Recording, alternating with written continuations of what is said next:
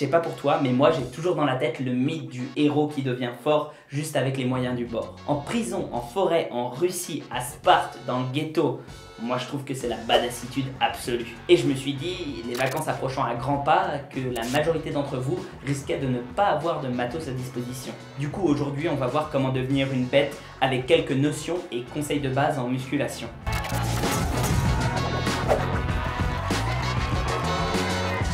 Le plus important pour progresser, c'est la surcharge progressive. Mais qu'est-ce que c'est en réalité? C'est simplement le fait d'ajouter petit à petit des contraintes à tes muscles qui vont faire qu'ils vont être de plus en plus stimulés, mais ce, de façon progressive. On va pas soulever, je sais pas moi, une pierre de 5 kg et après 500 kg comme ça.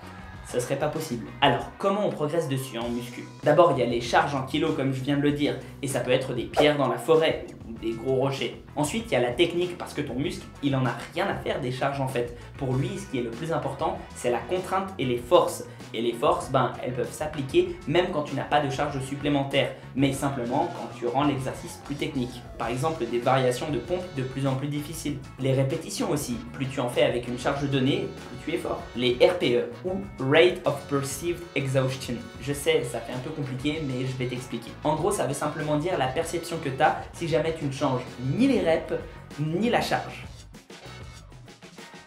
Disons que tu fais 10 pompes par jour et qu'au début c'est ton max.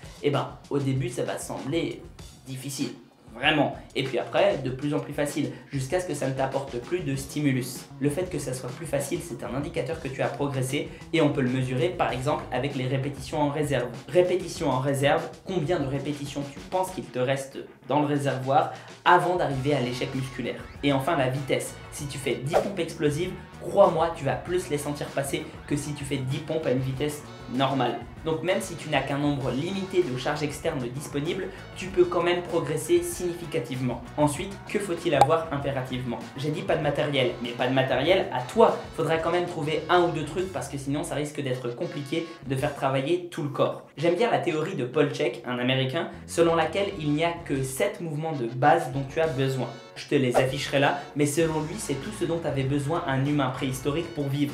Et donc de nos jours, tout ce qu'on doit reproduire pour se muscler de façon optimale. Moi je te conseille au minimum d'avoir de quoi te suspendre et un poids qui te semble relativement lourd. Enfin évidemment aussi une connaissance de comment organiser ton programme. Mais pour ça, ma chaîne est là. Bien sûr, ce sera pas optimal et il faudra faire travailler ta créativité pour isoler tes points faibles. Mais la force créée ainsi aura beaucoup plus de chances d'être fonctionnelle.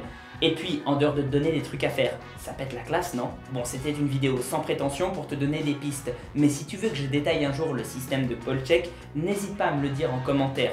Et d'ailleurs, n'hésite pas à passer sur mon Insta, mon Discord, mon Utip ou mon Tipeee si tu penses que mes vidéos te sont utiles et qu'elles méritent salaire. Et puis, tu peux toujours t'abonner, liker, partager.